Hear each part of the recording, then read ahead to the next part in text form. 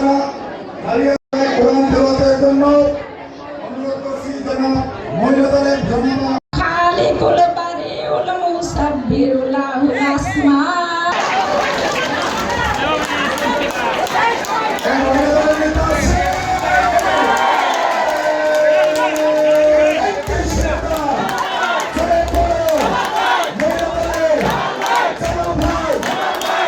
খালেদা জিয়া থেকে শুরু করে আমাদের এক সময় 3 জন নারী নেতৃত্ব ছিল। আমাদের সরকারে ছিল খালেদা জিয়া, বিরোধীতে ছিল মহিলা এবং তৃতীয় শক্তি হিসাবেও এক সময় মহিলা দল ছিল। সেই হিসাবে আমরা বলবো বাংলাদেশের মহিলারা এখন আর অবহেলিত নয়। আপনাদের এই 18 কোটি হাত পুরুষদের মতো এবং কোনো কোনো ক্ষেত্রে তার চেয়েও আরো ভালোভাবে দেশ গড়ার কাজে লাগবে।